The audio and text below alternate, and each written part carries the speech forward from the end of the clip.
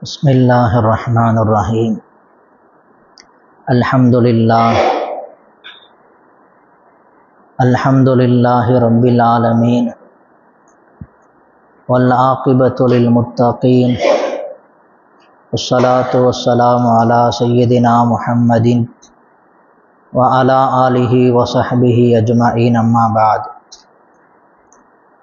Qala Allahu ta'ala fil Qur'anil Kareem. A'udhu billahi minash shaitanir rajim. Bismillahirrahmanirrahim. Inna Allaha wa malaikatahu yusalluna 'alan nabi. Ya ayyuhalladhina amanu sallu 'alaihi wa sallimu taslima. Allahumma salli ala sayyidina Muhammadin wa ala ali sayyidina Muhammadin alladhi kurinatil barakatu bidatihi wa muhayyat wa ta'attaratil awalimu bitibi dhikrihi wa rayya. எல்லா புகழும் புகழ்ச்சியும் அல்லாஹு ஜல்ல சுபஹானஹு தஆலா ஒருவனுக்கு உரித்தாகட்டுமாக. ஆமீன். நபிகள் நாயகம் ஸல்லல்லாஹு அலைஹி வஸல்லம் அவர்கள் மீதும் அவர்கள் வழிவந்த சஹாபாக்கள், தாபிஈன்கள், தபா தாபிஈன்கள், உலமாக்கள், ஷுஹதாக்கள், அக்தாபுகள், அவுலியாக்கள், குறிப்பாக நம் அனைவரின் மீதும் அல்லாஹ்வின் அன்பும் அருளும் குறைவின்றி நிறைவாக நிரப்பமாக உண்டாகட்டுமாக. ஆமீன். அல்லாஹு ஜல்ல சுபஹானஹு தஆலா அவனுடைய கருணையை கொண்டும் அருளை கொண்டும் அல்லாஹு தஆலா நம் அனைவரின் பாவத்தை மன்னித்து நரகத்திலிருந்து விடுதலை செய்து ஜன்னத்துல் ஃபிர்தௌஸ் என்னும் உயர்ந்த சுவனத்தை அல்லாஹ் நமக்கு நசீபாக்குவானாக. மீதம் இருக்கக்கூடிய நோன்பையும் தராவீஹையும் சலாமத்தாக நிறைவேற்றுகிற நல்வாய்ப்பினை தருவானாக. உலகம் முழுவதும் சுமூகமான ஒரு சூழ்நிலையை அல்லாஹ் ஏற்படுத்தி தருவானாக. போர் பதற்றத்தை விட்டும் எதிரிகளின் தீங்குகளை விட்டும் அல்லாஹ் நம் அனைவரையும் காப்பாற்றுவானாக. வாழுகிற காலமெல்லாம் லா இலாஹ இல்லல்லாஹ் முஹம்மது ரசூலுல்லாஹ் என்ற திருக்கலிமாவை விளங்கி அதன்படி வாழ்ந்து ஈமானோடு மரணித்து ரப்பினுடைய பொருத்தத்தை பெற்ற நன்மக்களாக அல்லாஹ் நம் அனைவரையும் ஆக்கியருள் புரிவானாக. ஆமீன். அல்லாஹு ஜல்ல சுபஹானஹு தஆலா ஒவ்வொரு முஸ்லிமான அடியாரின் மீதும் 5 கடமைகளை அல்லாஹ் ஆக்கியிருக்கிறான். நபியவர்கள் கூட சொன்னார்கள், புனியல் இஸ்லாமு அலா ஹம்சின், இஸ்லாம் 5 மீது அமைக்கப்பட்டிருக்கிறது. லா இலாஹ இல்லல்லாஹ் முஹம்மது ரசூலுல்லாஹ் என்ற திருக்கலிமாவை மொழிவது, ஈமான் கொள்வது. 2வது மிகப்பெரிய கடமை தொழுகை. அதற்கடுத்து மிக முக்கியமான கடமை நோன்பு. 4வது மிக முக்கியமான கடமை ஜகாத். வசதியானவர்கள் மீது அல்லாஹு தஆலா கடமையாக்கியிருக்கிறான். அல்லாஹு ஜல்ல சுபஹானஹு தஆலா திருக்குர்ஆனில் ஜகாத்தை குறித்து எங்கெல்லாம் பேசுகிறானோ அங்கெல்லாம் அல்லாஹு தஆலா ஜகாத்தை கொடுங்கள், தொழுகையை நிலைநாட்டுங்கள், ஜகாத்தை கொடுங்கள் என்று அல்லாஹ் குறிப்பிடுகிறான். அகீமுஸ் ஸலாத்த வ ஆத்துஸ் ஸகாத்த, தொழுகையை நிலைநாட்டுங்கள், ஜகாத்தை கொடுங்கள். ஜகாத் என்பது செல்வந்தர்கள் மீது, வசதியானவர்கள் மீது மிக முக்கியமான கடமை என்பதை நாம் அழுத்தமாக புரிந்து கொள்ள வேண்டும். அதிலும் குறிப்பாக இன்றைக்கு தங்கம் கடுமையான விலையை தொட்டிருக்கிற இந்த நேரத்தில் நகைகளுக்கும் பொருளுக்கும் ஜகாத் கொடுப்பது என்பது ஒரு சிரமமான காரியமாக தெரிந்தாலும், நீங்கள் கொஞ்சம் சிரமப்பட்டாலும் நீங்கள் ஜகாத்தை கொடுத்துவிட்டால் மேலும் உங்களுடைய பொருளை, நகைகளை, வியாபாரத்தை அல்லாஹு தஆலா அபிவிருத்தியாக ஆக்குவான். அதை பன்மடங்காக அல்லாஹ் அதை ஆக்கி தருவான். தங்கம் விலை அதிகமாகிவிட்டதே, இவ்வளவு தொகை கொடுக்க வேண்டியது இருக்கிறதே என்று நீங்கள் நினைத்து ஒரு வேளை ஜகாத்தை கொடுக்காமல் விட்டுவிட்டால் உங்களுடைய வியாபாரமும் நகைகளும் செல்வமும் குறைந்துவிடும் என்பது அல்லாஹ் சொல்லித் தருகிறான். நபி அவர்களும் எச்சரிக்கை செய்கிறார்கள். எனவே உங்களுடைய செல்வம் அபிவிருத்தியாக பெருக வேண்டும் என்று சொன்னால், பரக்கத்தானதாக ஆக வேண்டும் என்று சொன்னால், மென்மேலும் அதிகமாக வேண்டும் என்று சொன்னால் நீங்கள் சரியாக கணக்கிட்டு கொடுக்க வேண்டும்.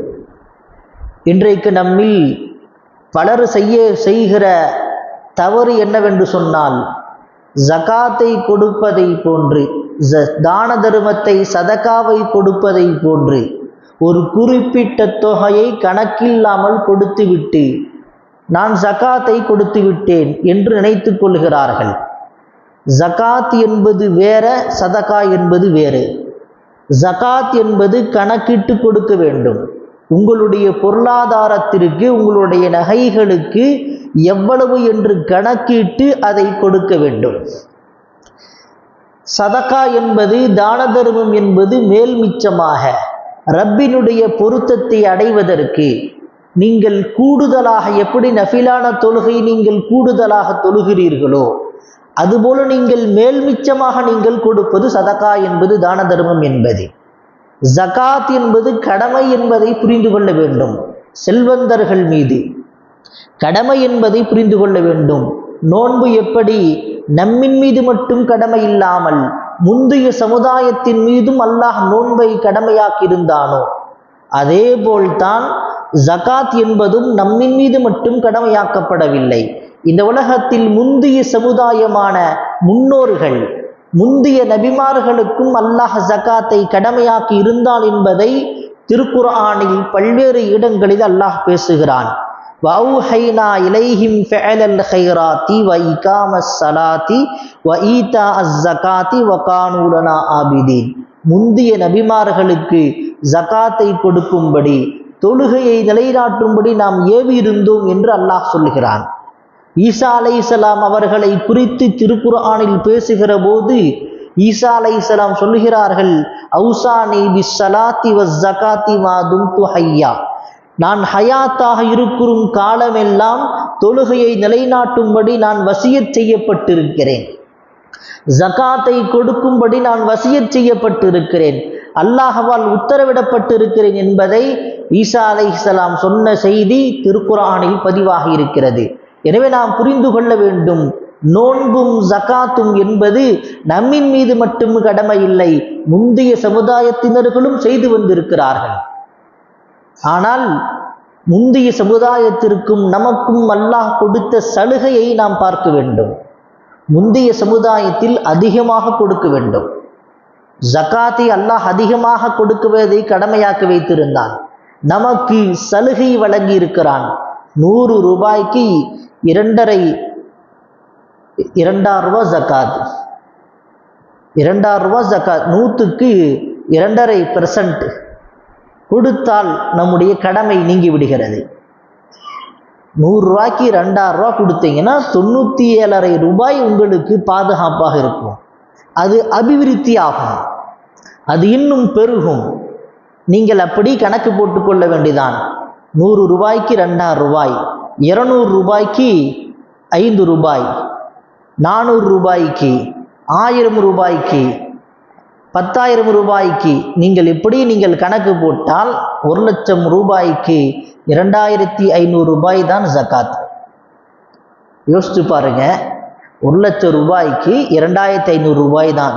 97,500 ரூபாய் உங்களுக்கு அல்லாஹ் உங்களுக்கு நீங்கள் வைத்துக் கொள்ளுங்கள் என்று சொல்லுகிறான். செல்வந்தர்களே, உங்களுக்கு நீங்கள் பயன்படுத்தி கொள்ளுங்கள். 2,500 ரூபாய் மட்டும் நீங்கள் ஏழை எளியவர்களுக்கு கொடுத்து விடுங்கள். அது ஏழைகளுக்கு உள்ள பங்கு, அது கஷ்டப்படுகிற கடனாளிகளினுடைய பங்கு. அது எப்படி நாம் அடுத்தவருடைய பணத்தை நாம் அவரிடத்தில் ஒப்படைத்து விடுவோமோ அதுபோல அது ஏழைகளுக்குள் உரிய பங்கு. அதை கொடுத்து விட்டால் மீதம் இருக்கக்கூடிய தொகை அனைத்தும் உங்களுக்கு பாதுகாப்பானதாக, அபிவிருத்தியை தரக்கூடியதாக இருக்கும் என்பதில் எந்தவிதமான சந்தேகம் இல்லை. ஹஸரத் அப்துல்லா இப்னு அப்பாஸ் ரதியல்லாஹு அன்ஹு சொல்லித் தர்றாங்க, முஆத் இப்னு ஜபல் ரதியல்லாஹு அன்ஹு அவர்களை நபி அவர்கள் யமன் நாட்டிற்கு அனுப்புகிறாங்க ஆளுநராக அனுப்புகிற போது ஜகாத்தினுடைய சட்டம் முதலாக கடமையாவது குறித்து இந்த ஹதீஸ் நமக்கு தெளிவுபடுத்துகிறது. ஸல்லல்லாஹு அலைஹி வஸல்லம் யமன் நாட்டிற்கு அனுப்புகிறார்கள். அப்படி அனுப்பும்போது சொன்னாங்க, அங்குள்ள மக்களுக்கு லா இலாஹ இல்லல்லாஹ் கலிமாவை சொல்லிக் கொடுங்க, ஈமான் கொள்ள சொல்லுங்க, அல்லாஹ்வை ரப்பாக ஏற்றுக்கொள்ள சொல்லுங்கள், முஹம்மது நபியை ரசூலாக ஏற்றுக்கொள்ள சொல்லுங்கள், முதலில் கலிமாவை சொல்லித்தாருங்கள். ஒருவேளை அவர்கள் அதை சொல்லிவிட்டால், ஈமான் கொண்டு விட்டால், முஸ்லிமாக ஆகிவிட்டால், நீங்கள் அவர்களுக்கு ஒரு நாளைக்கு 5 வேளை தொழுக வேண்டும் என்பதை அவர்களுக்கு சொல்லித்தாருங்கள். அதையும் அவர்கள் ஏற்றுக்கொண்டு அதை நிறைவேற்றிவிட்டால் ஜகாத்தை கொடுக்க வேண்டும் என்பதை சொல்லித்தாருங்கள். ஜகாத் கடமை என்பதை இந்த ஹதீஸ் நமக்கு வலியுறுத்தி காட்டுகிறது. ஜகாத் கடமை என்பதற்கு இந்த ஹதீஸ் தான் முதலாவது ஹதீஸ் என்பதாக முஹத்திஸுகள் பதிவு செய்கிறார்கள். புகாரியில் இந்த ஹதீஸ் பதிவாக இருக்கிறது, முஸ்லிம் ஷரீஃபில் பதிவாக இருக்கிறது. எனவே முஸ்லீமான நபர்கள் மீது, செல்வந்தர்கள் மீது ஜகாத் கடமை. அறிவுள்ளவராக இருக்க வேண்டும், முஸ்லீமாக இருக்க வேண்டும், பாலிகானவராக இருக்க வேண்டும், புத்தி சுவாதீனம் உள்ளவராக இருக்க வேண்டும். இந்த 4 இருந்தால் அவர் மீது சுதந்திரமானவராக இருக்க வேண்டும், முஸ்லீமாக இருக்க வேண்டும், அறிவுள்ளவராக இருக்க வேண்டும், பருவயதை அடைந்திருக்க வேண்டும். இந்த 4 நிபந்தனை இருந்தால் அவர் மீது ஜகாத்து கடமை. அதே போல 1 வருடம் பூர்த்தியாக இருக்க வேண்டும். இன்னைக்கு நீங்கள் ரமதானுடைய ஆரம்பத்தில் ஒரு உதாரணத்துக்கு நான் சொல்லுகிறேன், ஒரு 1 லட்சம் ரூபாய் நீங்கள் கையில் அமௌண்ட் வைத்திருக்கிறீர்கள் என்று சொன்னால், அடுத்த வருடம் ரமதான் வரைக்கும் உங்களிடத்திலே அந்த அமௌண்ட் செலவாகாமல் இருந்திருந்தால், 1 வருடம் பூர்த்தியாக உங்களிடத்தில் ஒரு தொகை உங்களுடைய கையில் இருந்தால் அதிலே ஜகாத்து கடமை. நீங்கள் சேர்த்து வைத்திருக்கிற, நீங்கள் பேங்கில் வைத்திருக்கிற, அடமானமாக வைத்திருக்கிற, நீங்கள் எதுவெல்லாம் வைத்திருக்கிறீர்களோ 1 வருடம் பூர்த்தியாகிவிட்டால் உங்களுடைய பிள்ளைகளுக்காக நீங்கள் சேர்த்து வைத்திருப்பீர்கள், நகைகளை சேர்த்து வைத்திருப்பீர்கள், காசை சேர்த்து வைத்திருப்பீர்கள், அதன் மீது ஜகாத் கடமையாகிவிடும் என்பதை நமக்கு மார்க்க சட்டம் சொல்லித் தருகிறது. அதே போல ஜகாத் கொடுக்காதவர்களுக்கு அல்லாஹ் தஆலா கடுமையான எச்சரிக்கையும் கொடுக்கிறான். வல்லதீன யக்னிஸூன ذஹப வல் ஃபில்லத வலா யுன்ஃபிகூனஹா ஃபீ ஸபீலில்லாஹ்.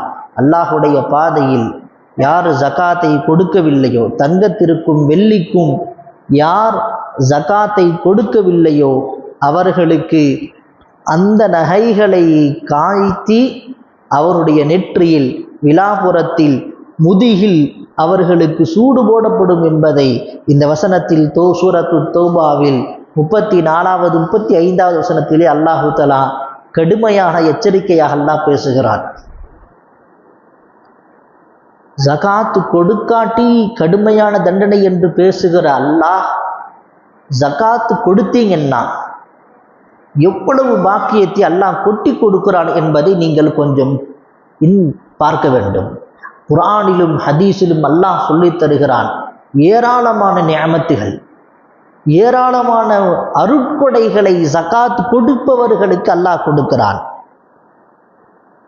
நபியோர் அல்லாஹ் சொல்கிறான், ஹுது மின் அம்வாலிஹிம் ஸதகத்தன் துதஹிருஹும் வ துஸக்கீஹிம். கவனிக்க வேண்டிய மிக முக்கியமான பாயிண்ட் இதுதான். அல்லாஹ் தஆலா நபியிடத்திலே சொல்கிறான், நபியுடைய காலத்தில் வாழ்ந்த சஹாபாக்களிடத்தில், செல்வந்தரிடத்தில் சொல்கிறான், நீங்கள் ஜகாத்தை அவர்கள்ட்டிருந்து எடுத்துக்கொள்ளுங்கள். ஹுது மின் அம்வாலிஹிம் ஸதகத்தன். ஜகாத்தை நீங்கள், இந்த இடத்துல சதகா என்று குர்ஆனிலே வருகிற இந்த இடத்திலே ஜகாத் என்று அர்த்தம். ஜகாத்தை எடுத்துக்கொள்ளுங்கள். அப்படி எடுத்தால் துதஹிருஹும், அவர்கள் சுத்தமாகுவார்கள், பாவத்திலிருந்து சுத்தமாகுவார்கள். வ துஸக்கீஹிம், அவர்களுடைய உள்ளம் தூய்மை பெறும். இந்த 2 தான் மிக முக்கியமான விஷயமே. உடலில் பாதுகாப்பு கிடைக்க வேண்டும், நோயிலிருந்து, பாவத்திலிருந்து உடல் சுத்தமாக வேண்டும். நீங்கள் தான தர்ம ஜகாத்தை நீங்கள் கொடுத்து விட்டால், செல்வந்தர்கள் ஜகாத்தை கொடுத்து விட்டால் அவர்கள் உடல் அவர்களுடைய பொருள், அவர்களுடைய நகைகள் அழுக்கிலிருந்து, பாவத்திலிருந்து பரிசுத்தமாகிறது. துஸக்கீஹிம் துதஹிருஹும், பரிசுத்தமாகிறது. அல்லாஹ் சுத்தப்படுத்தி விடுகிறான். எப்படி நம்ம வீடை தண்ணீர் ஊற்றி கழுவுகிறோமோ, கூட்டினதற்கு பிறகு என்ன செய்யறோம், தண்ணி ஊற்றி கழுவிட்ட பளிச்சுன்னு ஆயிரும், சுத்தமாகிவிடும்.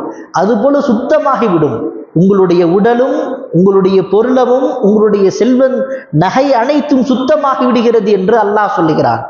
அடுத்து இரண்டாவதாக சொல்லுகிறான், வதுஸக்கீஹிம், உங்களுடைய உள்ளத்தை அல்லாஹ் சீர் செய்கிறான். தீய குணத்திலிருந்து, பேராசையிலிருந்து, செல்வத்தை சேர்த்து வைத்துக் கொள்ள வேண்டும், ஏழைகளுக்கு கொடுக்காமல் சேமிக்க வேண்டும் என்கிற கெட்ட எண்ணத்திலிருந்து அல்லாஹு தஆலா உங்களுடைய உள்ளத்தை தூய்மையாக்குகிறான். உள்ளம் தூய்மையாகிறது, உடல் சுத்தமாகிறது. இந்த ரெண்டு தான் மெயின். இந்த ரெண்டும் கிடைத்து விட்டால் ரப்பினுடைய பொருத்தம் கிடைத்து விடும். உடலும் சுத்தமாகி விடுகிறது, உள்ளமும் சுத்தமாகி விடுகிறது. இந்த இரண்டு விஷயங்கள் நமக்கு கிடைத்து விட்டால் போதும். ஹஸரத் இப்னு அப்பாஸ் ரலியல்லாஹு அன்ஹு சொல்லித்தராங்க, துதஹிருஹும் மினதுனூபி, பாவத்திலிருந்து அல்லாஹ் தஆலா பரிசுத்தப்படுத்துகிறான். ஜகாத் கொடுப்பவர்களை பாவத்திலிருந்து அல்லாஹ் பரிசுத்தப்படுத்துகிறான். வதுஸக்கீஹிம் என்பதற்கு வதுஸ்லிஹும், உங்களுடைய உள்ளத்தை அவன் சீராக்குகிறான். பேராசையிலிருந்து, உலக ஆசையிலிருந்து, சுயநலத்திலிருந்து, கடினமான உள்ளத்திலிருந்து அல்லாஹ் தஆலா உங்களுடைய உள்ளத்தை சீராக்குகிறான் என்பதாக சொல்லித் தருகிறார்கள். இந்தியாவினுடைய மிக முக்கியமாக இமாமாக கருதப்பட்ட ஷாஹ் வலியுல்லா முஹத்திஸ் தெஹ்லவி ரஹிமஹுல்லா அவர்கள் சொல்லித் தருகிறார்கள், ஜகாத் கொடுத்து விட்டால் அவருடைய உள்ளம் பரிசுத்தமாகிறது. உள்ளத்தினுடைய பரிசுத்தம் தான் நமக்கு மிக முக்கியம். ஒவ்வொரு வாரமும் பெரும்பாலும் எல்லா பகுதிகளிலேயும் குத்துபாவில் போதப்படுகிற ஒரு ஹதீஸ், அலா இன்ன ஃபில் ஜஸதில முதுகத்தன், உடலில் ஒரு சதை துண்டு இருக்கிறது. இதா சலுஹத் சலுஹல் ஜஸது குல்லு, அது சரியாகிவிட்டால் உடல் முழுவதும் சரியாகிவிடும். வ இதா ஃபஸதத் ஃபஸதல் ஜஸது குல்லு, அது கெட்டுவிட்டால் உடல் முழுவதும் கெட்டுவிடும். அலா, அறிந்து கொள்ளுங்கள், வஹியல் கல்பு, அதுதான் உள்ளம் என்று நபி அவர்கள் சொல்லித் தந்தார்களே. அந்த உள்ளம் ஜகாத் கொடுப்பதின் மூலமாக அந்த உள்ளத்தை அல்லாஹ் பரிசுத்தப்படுத்துகிறான். உள்ளத்தை அல்லாஹ் பரிசுத்தப்படுத்துகிறான். ஜகாத் யாரு கொடுக்கிறாங்களோ அவங்களுடைய உள்ளம் கெட்ட எண்ணத்திலிருந்து, பொருளாதாரத்தை சேர்த்து வைத்துக் கொள்ள வேண்டும் என்கிற பேராசையிலிருந்து, அல்லாஹு தஆலா இன்ன பிற தீய குணத்திலிருந்து உள்ளம் பரிசுத்தமாகி விடுகிறது. உள்ளம் பரிசுத்தமாகிவிட்டால் அவருடைய உடல் முழுவதும் பரிசுத்தமாகிவிட்டது என்ற அர்த்தம். ஜகாத் என்பது சமூகத்திற்கான நன்மை, இந்த நாட்டிற்கான நன்மை. இது அறிஞர் பெருமக்கள் சொல்லித்தராங்க, இந்த பகுதிகளில் உங்களுக்கு மழை நின்று விடாமல் இறங்க வேண்டும் என்று சொன்னான், ஜகாத் கொடுப்பவர்கள் சரியான முறையில் ஜகாத் கொடுத்து விட்டால், இந்த பகுதி எந்த பகுதிகளில் சரியாக கணக்கிட்டு ஜகாத் கொடுக்கப்படுகிறதோ அந்த பகுதி அல்லாஹ் தஆலா செல்வ செழிப்பாக அல்லாஹ் அந்த பகுதியை வைத்திருப்பான். தண்ணீர் பஞ்சம் ஏற்படாது, பெருங்கொண்ட ஆபத்து அந்த ஊருக்கு ஏற்படாது, அந்த நபருக்கு ஏற்படாது. சமூகத்திற்கான பலனை ஒரு நபர் ஜகாத் கொடுப்பதால் அந்த சமூகத்திற்குண்டான, அந்த நாட்டிற்குண்டான பாதுகாப்பை அல்லாஹ் உறுதி செய்கிறார். அது மட்டுமல்ல, அல்லாஹ் ஜல்ல சுப்ஹானஹு தஆலா இந்த உலகத்திலே, இந்த உலகம் இயங்க வேண்டும் என்று சொன்னால் ஒவ்வொன்றையும் இரண்டாகத்தான் அல்லாஹ் படைத்திருப்பான். ஆண்கள் மட்டும் இந்த உலகத்தில் இருந்தால் வாழ முடியாது, பெண்கள் தேவை. இரவு மட்டும் இந்த உலகத்தில் இருந்து விட்டால் வாழ முடியாது, பகல் தேவை. பகலாக மட்டும் இருந்து விட்டால் இந்த உலகத்தில் வாழ முடியாது, இரவு தேவை ஓய்வு எடுப்பதற்கு.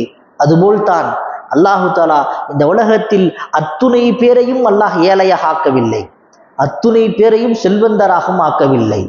செல்வந்தர்களையும் அல்லாஹ் ஆக்கி வைத்திருக்கிறான், ஏழைகளையும் அல்லாஹ் ஆக்கி வைத்திருக்கிறான். ஏன் என்று சொன்னால் உலகம் இயங்க வேண்டும் என்பதற்காக. செல்வந்தர்களுக்குள்ள அந்த செல்வம் ஏழைகளுக்கு பகிர்ந்து கொடுக்க வேண்டும். அல்லாஹு தஆலா திருக்குர்ஆனில் ஒரு வசனத்தில் அழகாக பேசுவான், கைலா யகூன தூலத்தம் பைனல் அக்னியாஇ மின்கும். செல்வந்தர்களே, உங்களுக்கு மத்தியில் செல்வம் சுற்றி சுற்றி உங்களுக்கு மட்டுமே வந்துவிடக் கூடாது என்பதற்காக வேண்டித்தான் நான் ஜகாத்தை கடமையாக்கி இருக்கிறேன் என்று அல்லாஹ் சொல்லுகிறான். இன்றைக்கு சில குறிப்பிட்ட நபர்களிடத்தில் மட்டும் செல்வம் சுரண்டு கொண்டே இருக்கிறது. ஜகாத்துல செல்வந்தர்கள் செய்கிற மிக முக்கியமான தவறு, இதை சொல்லித்தானாக வேண்டும். எல்லா கடைகள்லையும் ஜகாத்து சேலை, ஜகாத்து கைலிகள், ஜகாத் ஆடைகள் 100 ரூபாயிலிருந்து 500 ரூபாய்க்குள்ள முடிச்சிடுறாங்க. இப்படி நீங்கள் எடுத்து கொடுக்காதீர்கள். உங்களுக்கு என்ன ஆடையை நீங்கள் தேர்வு செய்வீர்கள்? உங்களுக்கு நீங்கள் எத்தனை ரூபாய்க்கு நீங்கள் உங்களுக்கு ஆடையை விரும்புவீர்கள்? ஆடை அணிவதை நீங்கள் எத்தனை ரூபாய்க்கு ஆடை அணிவதை நீங்கள் விரும்புவீர்களோ அதே அளவுக்கு நீங்கள் எடுத்து கொடுங்கள். ஒரு 1000 ரூபாயை வச்சுக்கிட்டு 10 பேத்துக்கு 100 ரூபாயா கொடுக்கிறது, இது அல்லாஹுக்கு பிரியமானது கிடையாது. ஒரே நபருக்கு கொடுத்து விடுங்கள்.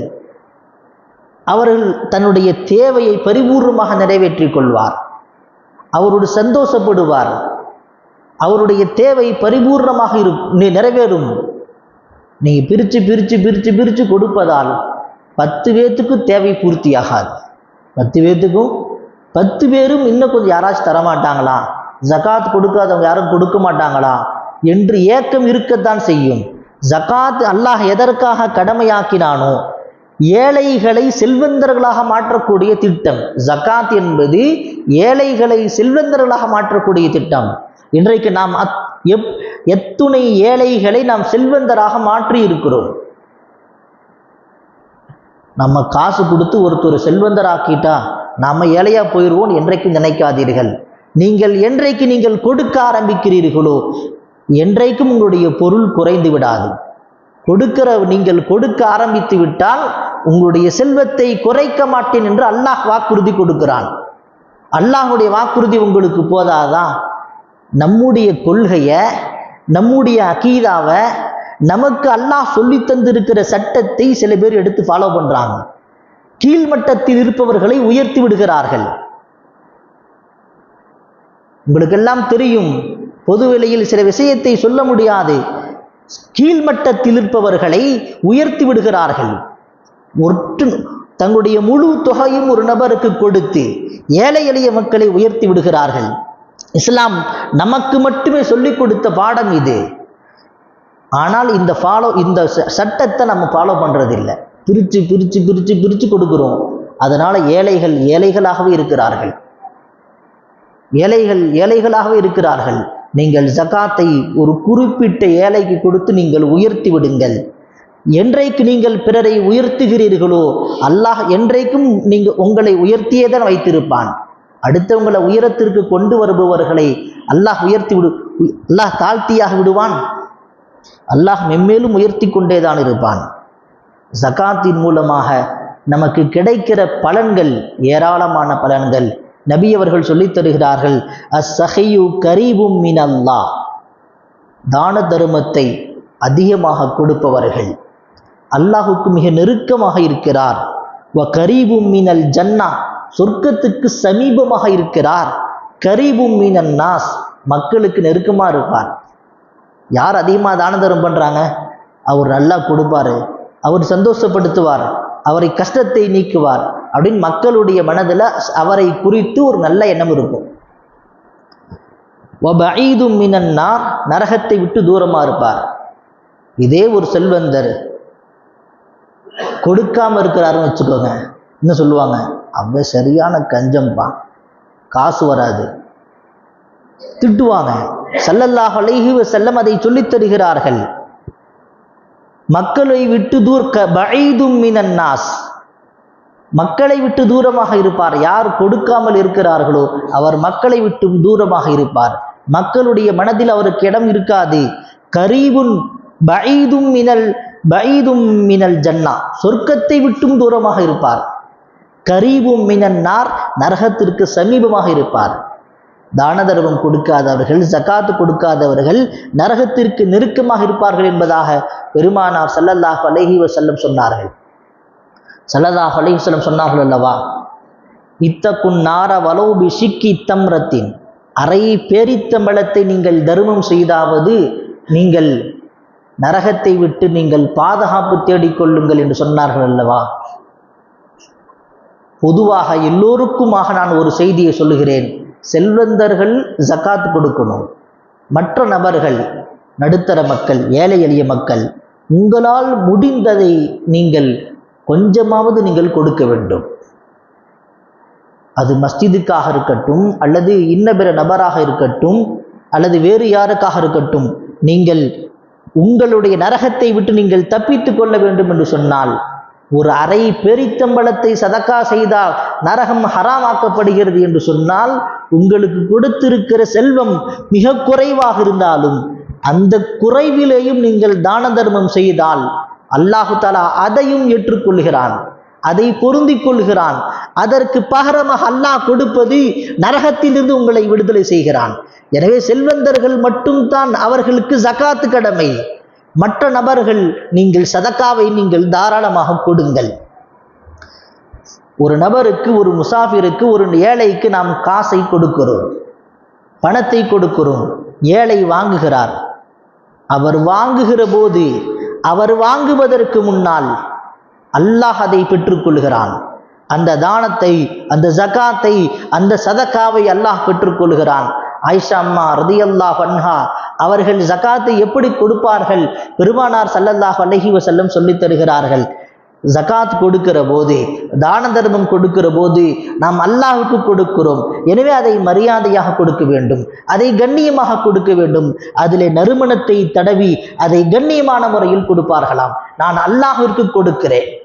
அல்லாஹ்வுக்கு ஒரு உயர்ந்த அதிகாரிக்கு நாம் பணத்தை கொடுக்கிற போது, ஒரு கிஃப்ட் கொடுக்கிற போது எப்படி மறைவாக அந்த இதை மறைத்து நாம் கண்ணியமான முறையில் கொடுப்போமோ அதுபோல கண்ணியமாக கொடுக்க வேண்டும் என்பதை நாம் புரிந்து கொள்ள வேண்டும்.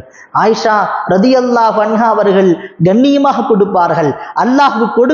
அல்லாஹ் கொடுக்கிறோம் என்பதால் அதிலே அத்தரை தடவி அதை கண்ணியப்படுத்தி அதை அவர்களுக்கு கொடுப்பார்கள்.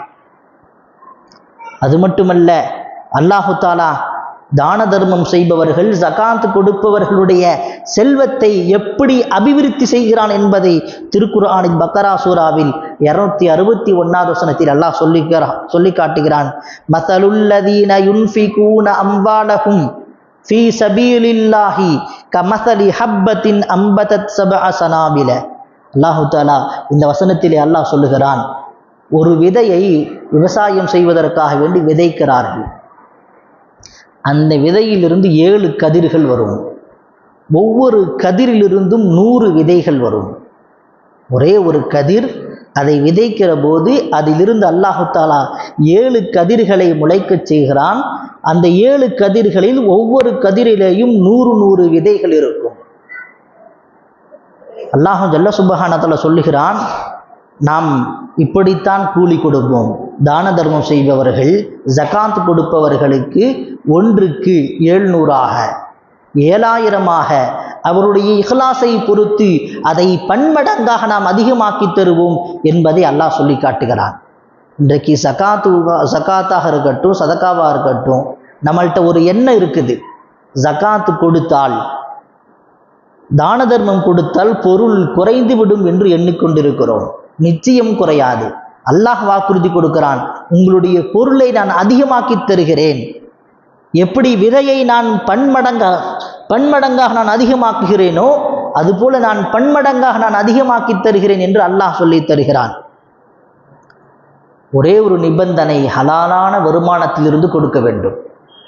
ஹராமிலிருந்து கொடுத்து விட்டு ஒரு கஞ்சிக்கு கொடுக்கிறோம். எத்துணை பேர் நோன்பு திறக்கிறார்கள். கொஞ்சம் கற்பனை செய்து பாருங்கள், எவ்வளவு நன்மை அல்லாஹ் கொடுப்பான். ஆனால் அதிலே கொஞ்சம் ஹராம் கடந்து விட்டால் அத்துணை பேத்தினுடைய நோன்பும் வீணாகிவிடும். அதற்கு என்றைக்கும் காரணமாகிவிடக்கூடாது. அசுத்தமான பணத்திலிருந்து, அசுத்தமான காசிலிருந்து என்றைக்கும் நாம் என்ன செய்து விடக்கூடாது. மஸ்ஜிதிற்கோ இது போன்ற நோன்பு திறப்பதற்கோ, கஞ்சிக்காக வேண்டியோ, மஸ்ஜிதிற்காக வேண்டியோ நாம் கொடுத்து அனைவருடைய இபாதத்தை ஏற்றுக்கொள்ளப்படுவதற்கு தடையாக ஆகிவிடக்கூடாது. எத்தனை பேர் தொழுகிறாங்க, எத்தனை பேர் நோன்பு வைக்கிறாங்க, துறக்கிறாங்க, அத்துணை நபரினுடைய தொழுகையும் ஏற்றுக்கொள்ளாமல் போய்விடும். ஒரு ஹராமான ஒரு உணவு எவ்வளவு பெரிய தாக்கத்தை ஏற்படுத்துகிறது. ஸல்லல்லாஹு அலைஹி வஸல்லம் சொல்லி தந்தார்கள், ஹஸ்ஸினு அம்வாலக்கும் பிஸ்ஸகாத், ஜகாத்தை கொண்டு உங்களுடைய பொருளை நீங்கள் பாதுகாத்து கொள்ளுங்கள். எவ்வளவு அழகான வார்த்தை, ஹஸ்ஸினு அம்வாலக்கும் பிஸ்ஸகாத். இன்றைக்கு கணக்கு போட்டிங்கன்னா ஒரு பவுனுடைய விலை 1,00,000 தாண்டி விட்டது. என்னடா இவ்வளவு காசு கொடுக்கணுமா, எப்படி ஜகாத் கொடுக்கிறது? நீங்கள் உங்களுக்கு ஜகாத் இந்த ரமலானிலிருந்து அடுத்த ரமலான் வரைக்கும் நீங்கள் கொடுத்து கொள்ளலாம். இப்பொழுதே கொடுத்தாக வேண்டும் என்று கடமை இல்லை. உங்களுக்கு கொஞ்சம் கொஞ்சமாக நீங்கள் ஒரு வருடத்திற்குள் உங்களுக்கு உண்டான ஜகாத்தை நீ இன்னைக்கே குறித்து வச்சிடணும். உங்களுடைய நகைகளுக்கு உங்களுடைய செல்வத்திற்கு எவ்வளவு என்று நீங்கள் குறித்து வைத்துக் கொள்ள வேண்டும். ஒரு 50,000 ரூபாய் உங்களுக்கு ஜகாத்து கடமை என்றால் உங்கள்கிட்ட காசு ஒரு 30 ரூபா தான் இருக்குது, 30,000 ரூபாய் தான் இருக்குது. 30,000 இப்போ கொடுத்துருங்க. 20,000 கொஞ்சம் கொஞ்சமாக என்ன செய்யுங்க, கொடுத்து என்ன செய்ய வேண்டும், அந்த கடமையை நீங்கள் நிவர்த்தி செய்ய வேண்டும். ஸல்லல்லாஹு அலைஹி வஸல்லம் சொன்னாங்க, வதாவு மர்லாக்கும் பிஸ்ஸதகா, உங்களுடைய நோய்களுக்கு சதகாவை கொண்டு மருந்திடுங்கள். ஏதாவது காய்ச்சலா, தலைவலியா, நமதூரினுடைய முன்னோர்கள் உடல்நிலை சரியில்லைன்னா எடுத்தவொடனே டக்குன்னு ஆஸ்பத்திரிக்கு போக மாட்டாங்க. என்ன செய்வாங்க, டக்குன்னு 2 படி அரிசி எடுத்து என்ன செய்வாங்க, கொடுத்துட்டு போவாங்க. அது உங்களுடைய மருத்துவமனை செலவை அது குறைக்கும், உங்களுடைய ஆபத்தை அது குறைக்கும். ஒரு ஆட்டை அறுத்து கொடுப்பாங்க, ஒரு ஏழை எளியவர்களுக்கு ஒரு குறிப்பிட்ட தொகையை கொடுத்து விட்டு போவார்கள். மருத்துவமனை செலவை அது குறைக்கும், உங்களுடைய ஆயுளை அது அதிகமாக்கி கொடுக்கும். ஸல்லல்லாஹு அலைஹி வஸல்லம் சொன்னாங்க, வதாவு மர்லாக்கும் பிஸ்ஸதகா, உங்களுடைய நோய்களுக்கு சதகாவை கொண்டு மருந்திடுங்கள். நோய்க்கு டேப்லெட் சாப்பிடணுமல்ல. ஸல்லல்லாஹு அலைஹி வஸல்லம் எப்படி சொல்லி தருகிறார்கள், சதகா செய்தால் அல்லாஹ் தஆலா ஷிஃபாவை தருவான், உங்களுக்கு பாதுகாப்பை தருவான். ஜகாத்து கொடுத்தால் உங்களுடைய பொருளுக்கு பாதுகாப்பு கிடைக்கும், உங்களுடைய நகைகளுக்கு பாதுகாப்பு கிடைக்கும், அது அபிவிருத்தியாகும். ஸல்லல்லாஹு அலைஹி வஸல்லம் சொன்னாங்க, கெட்ட மரணத்திலிருந்து பாதுகாப்பு கிடைக்கும். கெட்ட மரணத்திலிருந்து யார் ஒருவர் தான தர்மம் கொடுக்கிறாரோ, ஜகாத்து கொடுக்கிறாரோ, அவருக்கு கெட்ட மரணம் ஏற்படுவதை விட்டு அல்லாஹ் அவரை பாதுகாக்கிறான். ஸல்லல்லாஹு அலைஹி வஸல்லம் சொன்னாங்க, பாதிரு பிஸ்ஸதகதி ஃபஇன்னல் பலாஅ லா யதஹத்தாஹா, யார் ஒருவர் சதகாவை கொடுத்து விட்டாரோ அவரை அந்த சதகாவை தாண்டி அவருக்கு முசீபத் வராது. யார் ஒருவர் ஜகாத்தை கொடுத்து விட்டாரோ, சதகாவை கொடுத்து விட்டாரோ, அதை தாண்டி சோதனை உங்களுக்கு வராது. ஸல்லல்லாஹு அலைஹி வஸல்லம் சொல்றாங்க, ஜகாத்தையும் சதகாவையும் தாண்டி உங்களுக்கு சோதனை உங்களுக்கு ஒருபோதும் வராது. எனவே எந்த அளவுக்கு நீங்கள் விரைவாக கொடுக்க முடியுமோ, ரமலான் 15 நோன்பு முடிஞ்சிருச்சு, இன்னும் ஒரு குறிப்பிட்டு 15 நாள் தான். நாம் அதுக்குள் நாம் என்ன செய்து கொள்ள வேண்டும், ரமலானில் கொடுத்தால் ஒன்றுக்கு அல்லாஹு தஆலா பல மடங்காக அல்லாஹு தஆலா அதிகமாக்கி தருவான். அது மட்டுமல்ல, ஸல்லல்லாஹு அலைஹி வஸல்லம் சொன்னாங்க, இன்ன சதகத ல துத்ஃபிஉ கலபர் ரப்பி, ரப்பினுடைய கோபத்தை தணிக்கும். எப்படி நெருப்பு எரிந்து கொண்டு இருக்கிற போது தண்ணீரை ஊற்றினால் அந்த நெருப்பு அணைகிறதோ, ரப்பினுடைய கோபம் தணிவதற்கு சதகா போதும், ஜகாத் போதும். நீங்கள் சதகாவை ஜகாத்தை கொடுத்து விட்டால் அல்லாஹு தஆலா உங்கள் மீது கோபமாக இல்லை என்று அர்த்தம், உங்களை பொருந்தி கொண்டான் என்று அர்த்தம். வதத்ஃபஉ மீதத்து சூ, உங்களுக்கு கெட்ட மரணம் வராது, கெட்ட மரணம் வராது. ஒவ்வொரு நாளும் ரமதானில் நல்லடியார்கள் வலிமார்கள் ஒவ்வொரு நாளும் கொடுப்பாங்க. ஒவ்வொரு நாளும் ஏதோ ஒரு குறிப்பிட்ட தொகையை கொடுத்துட்டு என்னுடைய கடமை முடிந்து விட்டது என்று நினைத்து கொள்ளக்கூடாது.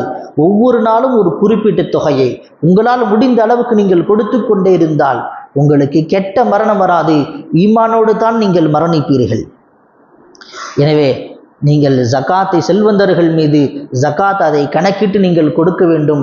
அதை கணக்கிட்டு கொடுப்பதற்கு அல்லாஹ் தௌஃபீக் செய்வானாக. மற்ற அனைவரும் அல்லாஹு தஆலா தான தர்மம் அதிகமாக கொடுப்பதற்கு அல்லாஹ் தௌஃபீக் செய்வானாக. ஆமீன். வாஹிரு தாவானா அல்ஹம்துலில்லாஹி ரப்பில் ஆலமீன். கண்ணியமான அல்லாஹ் நல்லடியார்களே, நம்முடைய